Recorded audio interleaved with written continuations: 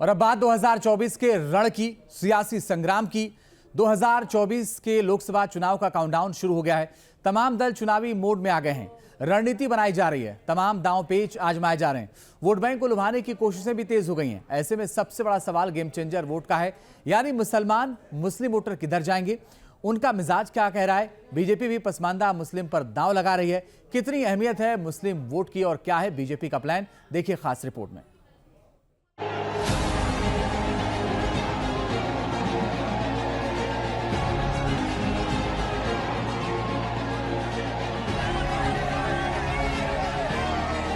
आपने 9 साल मुझे काम करते देखा, बिना थके बिना रुके, सिर्फ और सिर्फ 140 करोड़ देशवासी, यही मेरा परिवार, यही मेरा परमात्मा।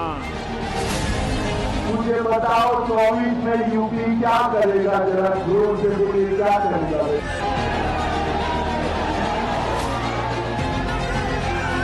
2024 का महासंघ, कितने अहम मुसलमान, किसको करेंगे किसको करेंगे चोट। 14% का सवाल, मुसलमान किस पर मेहरबान।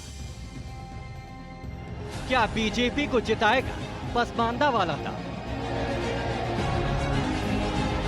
2024 के महासमर का काउंटडाउन शुरू हो चुका है। दिल्ली की सत्ता के लिए दांवपेच, उठापटक, पार पलटवार भी अब तेज हो चुके हैं।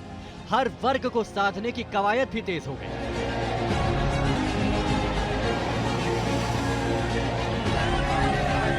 सियासी बिसात में अब सियासी खेल का आगाज हो चुका है, लेकिन इन सबके बीच जो सवाल है वो है गेम चेंजर वोट बैंक का।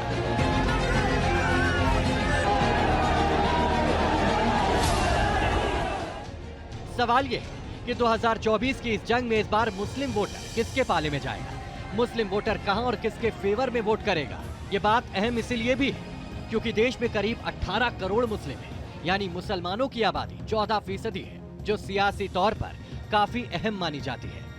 हर सियासी दल मुस्लिम वोटों को साधने के लिए तमाम जतन कर रहा है और अब इस रेस में बीजेपी भी पीछे नहीं है। पहले आंकड़ों के जरिए समझ लेते हैं कि मुस्लिम वोटर कितना अहम है। 35 सीटों पर 30% से ज्यादा मुस्लिम वोटर, 38 सीटों पर 21 से 30% मुस्लिम वोटर और 145 सीटों पर 11 से 20% मुस्लिम वोटर है, यानी 218 सीटों पर मुस्लिम अपना प्रभाव रखते हैं। अब हम आपको मैप के जरिए बताते हैं कि 30% से ज्यादा मुस्लिम वोट वाली लोकसभा सीटें कौन कौन सी हैं।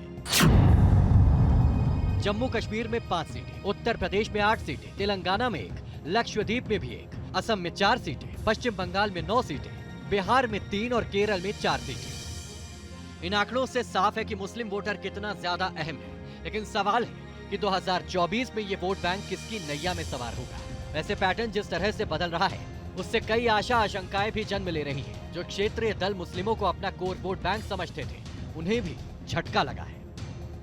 90 के दशक के बाद मुसलमानों का सबसे ज़्यादा भरोसा क्षेत्रीय राजनीतिक दलों पर रहा, लेकिन जिस तरीके से क्षेत्रीय राजनीतिक दल कमज़ोर होते हुए नज़र आ रहे हैं, ऐसे में मुस्लिम मतदाताएं भी अपनी नई राह तलाश रहे हैं। और जिस तरीके से पिछले 9 सालों में केंद्र सरकार की तमाम योजनाएं धरातल पर उतरी हैं और इससे मुस्लिम मतदाताओं को भी फ़ायदा हुआ है, तो बीजेपी भी उम्मीद भरी निगाहों से मुस्लिम मतदाताओं की तरफ देख रही है। यूपी के रामपुर और आजमगढ़ दोनों ही इसका प्रमाण है। यहाँ मुस्लिम वोटरों ने पारंपरिक ढर्रे से अलग हटकर वोट किया। कर्नाटक में भी मुस्लिम मतदाताओं ने जेडीएस को नकारा, वहीं पश्चिम बंगाल में उपचुनाव में ममता को भी झटका लगा। जानकारों का मानना है कि 90 के दशक के बाद मुस्लिम दल क्षेत्रीय दलों के पास गया, लेकिन अब मुसलमानों का वोटिंग पैटर्न बदलने लगा है। देखिए, अगर मुस्लिम वोट को देखें आप, तो 1990 के बाद ही एक सेट पैटर्न पे क्षेत्रीय दलों के साथ रही, क्योंकि क्षेत्रीय दल जो हैं वो एग्रेसिवली मुस्लिम हितों की बात करते थे और इसलिए वो उनके साथ चले गए थे। और उसमें एक बाबरी मस्जिद भी एक महत्वपूर्ण मुद्दा था कि उनको लगा कि कांग्रेस बचाने में विफल रही है। लेकिन अब पिछले दिनों से देखें तो क्षेत्रीय दल भी कहीं ना कहीं कमज़ोर हो रहे हैं। 2019 के लोकसभा चुनाव में बीजेपी ने बड़ी जीत हासिल की थी। तर्क दिया था कि उसे सभी वर्गों का वोट मिला। उत्तर प्रदेश में बीजेपी का वोट शेयर जो 2014 में 40% था, वो 2019 में बढ़कर 49% हो गया। दावा किया गया कि ये मुसलमानों के वोटिंग पैटर्न में बदलाव से हुआ है और उन्होंने बीजेपी के हक में वोट डाले। इसके पीछे दलील ये दी गई कि 3 तलाक से खुश होकर मुस्लिम महिलाओं ने बीजेपी को वोट किया है। यूपी निकाय चुनाव में बीजेपी ने पसमानदा फॉर्मूला अपनाया था और बीजेपी को इसका फायदा भी हुआ था। अब 2024 के आम चुनाव में बीजेपी इसी स्ट्रैटेजी पर काम कर रही है। उत्तर प्रदेश में बीजेपी मिशन भाईजान की तैयारी में जुट गई है। मुसलमानों को पार्टी से जोड़ने के लिए मोदी मित्र बनाओ अभियान और सूफी सम्मेलन पर खासा फोकस किया जा रहा है। वैसे मुस्लिम वोट बैंक को लेकर तमाम दल अपना अपना दावा करते हैं। AIMIM चीफ असदुद्दीन ओवैसी भी इसमें पीछे नहीं है। RSS प्रमुख मोहन भागवत के हाल ही में मुस्लिमों को लेकर दिए बयान पर AIMIM चीफ असदुद्दीन ओवैसी ने पलटवार किया था। और ये बार बार जो RSS की तरफ से बोला जाता है कि मुसलमान यहाँ पर थे, अभी उनका रिसेंट स्टेटमेंट आया RSS के चीफ का कि इस्लाम जो है वहां पर गया, खत्म हो गया, मगर कहीं पर सेफ है तो इंडिया में है। यानी आप कौन होते हैं सेफ बोलने वाले? ये तो कॉन्स्टिट्यूशन है। यानी सारी बयानबाजी मुस्लिमों को अपने पाले में करने की है। यूपी की बात करें तो 80 लोकसभा सीटों में करीब 24 सीटों पर 30% से ज्यादा मुस्लिम मतदाता है। बीजेपी का मिशन 80 तभी पूरा होगा जब मुस्लिम भी वोट देंगे। देश में करीब 14% मुस्लिम वोटर हैं। पसमानदा मुसलमानों की आबादी करीब 80% है। अगर 10वां हिस्सा भी बीजेपी को वोट देता है तो बड़ा फर्क पड़ेगा। पसमानदा वो मुसलमान हैं जो दलित और बैकवर्ड श्रेणी में आते हैं। मोदी सरकार की तमाम योजनाओं का फायदा इस समाज को मिल रहा है। ये तो रही मुसलमानों को साधने के बाद। अब सवाल यह है कि मौजूदा सियासत में मुस्लिम कहां खड़े हैं। इस वक्त देश में 18 करोड़ मुसलमान हैं। इस अनुपात में मुस्लिम सांसद करीब 76 होने चाहिए। लेकिन हकीकत यह है कि साल 2014 में सबसे कम 23 मुस्लिम सांसद चुनकर आए, जबकि 2019 में 27 मुस्लिम सांसद बने। ऐसे में मुस्लिम आबादी के हिसाब से मुस्लिमों की संसद में मौजूदगी महज 4% है। जाहिर है कि मुस्लिम वोट बैंक पर निगाहें तो सबकी हैं, लेकिन संसद में मुसलमानों की मौजूदगी की तस्वीर कितनी बदलेगी, ये देखना होगा। निशांत राय के साथ टीम न्यूज नेशन। लोकसभा चुनाव 2024 को लेकर बीजेपी ने अभी से तैयारियां शुरू कर दी हैं।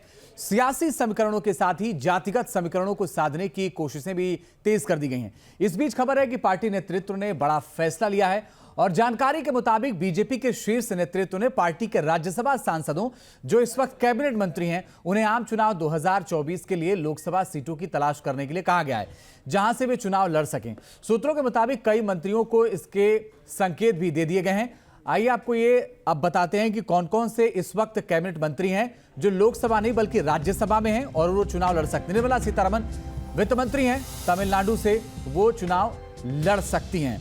इसके अलावा आपको बता दें एस जयशंकर जो कि विदेश मंत्री हैं, वो भी तमिलनाडु से ताल ठोक सकते हैं। और साथ ही पीयूष गोयल वाणिज्य और उद्योग मंत्री हैं।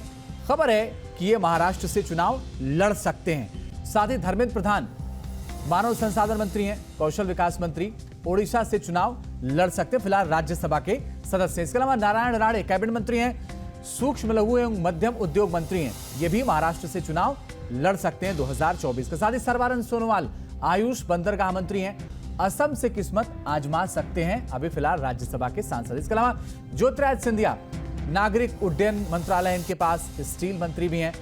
मध्य प्रदेश से चुनाव लड़ सकते हैं ज्योतिरादित्य सिंधिया क्योंकि मध्य प्रदेश में उनका जनाधार भी है। इसके अलावा अश्विनी वैष्णव रेल मंत्री हैं, संचार मंत्री भी हैं। ओडिशा से चुनावी मैदान में उतर सकते हैं अश्विनी वैष्णव, अभी फिलहाल राज्यसभा के सदस्य हैं। इसके अलावा हरदीप सिंह पुरी पेट्रोलियम मंत्री हैं, पंजाब या जम्मू कश्मीर से सीट तलाश सकते हैं हरदीप पुरी, फिलहाल वो राज्यसभा के मेंबर हैं और कैबिनेट में मंत्री हैं। इसके अलावा मनसुख मांडविया स्वास्थ्य मंत्री हैं, गुजरात से सीट तलाश सकते हैं, फिलहाल राज्यसभा के सांसद। इसके अलावा एक और कद्दावर नाम है भूपेंद्र यादव का, पर्यावरण और श्रम मंत्री हैं, हरियाणा या राजस्थान से चुनाव लड़ सकते हैं। साथ ही जो और नाम आता है उसमें पुरुषोत्तम रूपाला गुजरात से आते हैं, मत्स्य पशुपालन मंत्री हैं, गुजरात से लोकसभा का चुनाव लड़ सकते हैं। तो ये वो कैबिनेट मंत्री हैं जो फिलहाल कैबिनेट में हैं और राज्यसभा में हैं और कहा यह जा रहा है कि आने वाले वक्त में ये लोकसभा का चुनाव लड़ सकते हैं।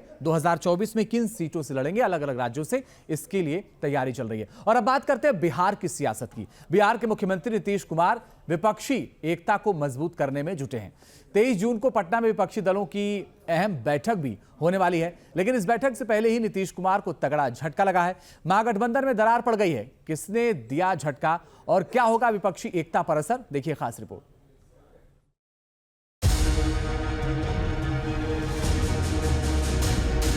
सोची समझी बात है और इस पर कोई माने हम नहीं समझते हैं कि कोई वापस लेने की। मजाक कर रहे हैं कि सही में बोल रहे हैं सर? आप जो समझ लीजिए।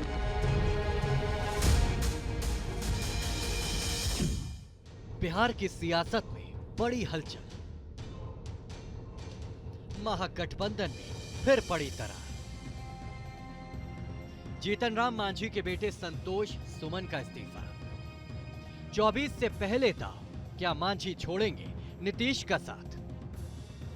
बिहार के मुख्यमंत्री नीतीश कुमार 24 की जंग के लिए नया मोर्चा बनाने में जुटे हैं। विपक्षी एकता को नई धार देने की कोशिश में लगे हैं, लेकिन 23 जून को पटना में ही होने वाली विपक्ष की बैठक से पहले बिहार में बड़ा खेल हो गया। विपक्षी नेताओं के जुटान से पहले महागठबंधन की अहम सहयोगी पार्टी हिंदुस्तान अवाम मोर्चा ने नीतीश को बड़ा झटका दे दिया है। नीतीश सरकार में मंत्री और जीतन राम मांझी के बेटे संतोष सुमन मांझी ने कैबिनेट से इस्तीफा दे दिया है। संतोष सुमन अल्पसंख्यक कल्याण विभाग संभाल रहे थे। उनके इस्तीफे ने राज्य की राजनीति में हलचल बढ़ाकर रख दी है। संतोष सुमन मांझी ने इस्तीफे की कई वजह बताई। उन्होंने कहा कि फैसला किसी दबाव में नहीं, पार्टी के हित में लिया गया है। इस्तीफा देने के बहुत सारा कारण होता है और पार्टी हित में कार्यकर्ताओं के हित में कोई निर्णय लिया जाता है। एक व्यक्ति का कोई निर्णय नहीं होता है, सामूहिक निर्णय होता है, पार्टी का निर्णय होता है। पार्टी ने ऐसा समझा और ऐसी पार्टी का अस्तित्व बचाना है, पार्टी को आगे ले जाना है, गरीबों की आवाज़ बनना, इसके कारण हम इस्तीफा दिए।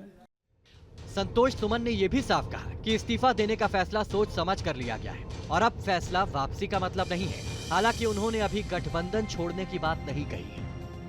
रणनीति पार्टी का क्या होती है? पार्टी की रणनीति जिन मुद्दों को लेकर पार्टी बनी है, जिसके लिए पार्टी बनी है, उनकी आवाज़ बनना है, उनके लिए काम करना है और उनके लिए कोई भी कुर्बानी देनी होगी तो देंगे। अब एनडीए में तो हम नहीं बोल रहे, अभी कोई ऐसी बात ही नहीं हुई है तो हम कैसे आपको बता दें। दरअसल संतोष मांझी ने मुख्यमंत्री नीतीश कुमार पर हिंदुस्तान अवाम मोर्चा का जेडीयू में विलय को लेकर दबाव बनाने का आरोप लगाया। उन्होंने कहा, हमें जेडीयू में विलय के लिए मजबूर किया जा रहा है। 23 जून को विपक्षी दल की बैठक में ना बुलाने से भी वो नाराज दिखे, लेकिन कहा कि अगर बुलाएंगे तो जाएंगे जरूर।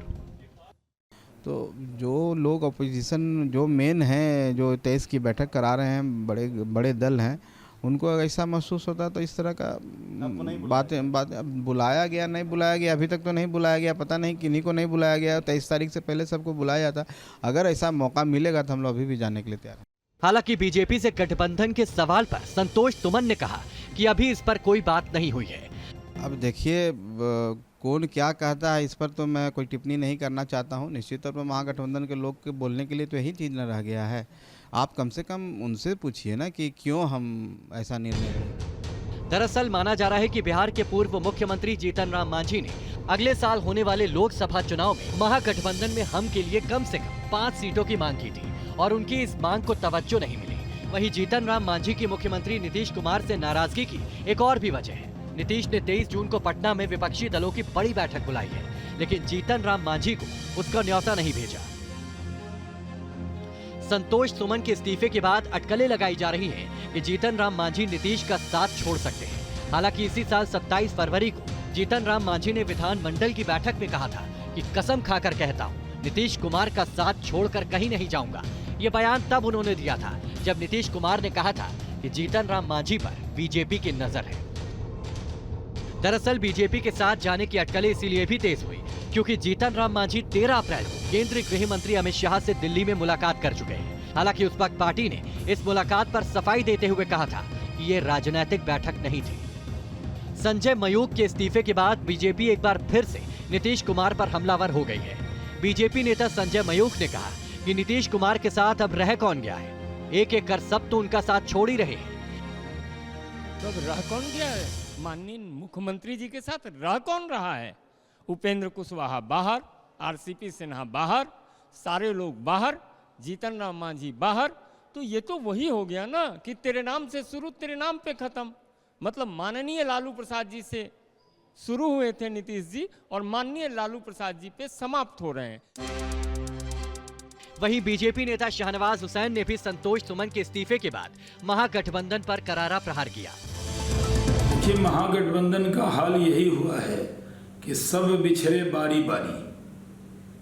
आज जीतन राम मांझी जी के बेटे संतोष मांझी जी ने मंत्रिमंडल से इस्तीफा दिया है। नीतीश कुमार जी बैठक कर रहे हैं, 23 तारीख को विपक्षी दल को इकट्ठा कर रहे हैं। यहाँ खुद जो उनके साथ एक मजबूत हिंदुस्तानी अवाम मोर्चा पार्टी उनके साथ जुड़ी थी, जो पूर्व मुख्यमंत्री जीतन राम मांझी जी की पार्टी है और गरीबों की पार्टी है, उसने साथ छोड़ दिया।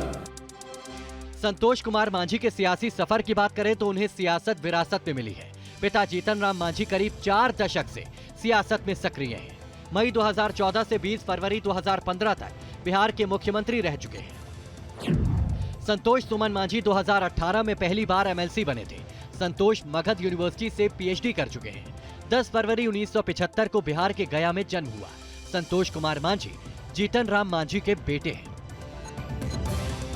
हिंदुस्तान अवाम मोर्चा बिहार में एक क्षेत्रीय पार्टी है जिसकी स्थापना 2015 में जीतन राम मांझी ने की थी और बिहार विधानसभा में इसकी कुल 4 सीटें हैं। जाहिर है अगर जीतन राम मांझी नीतीश का साथ छोड़ते हैं तो अगले लोकसभा और विधानसभा में महागठबंधन को दलित वोटों का खामियाजा उठाना पड़ सकता है। Team news nation.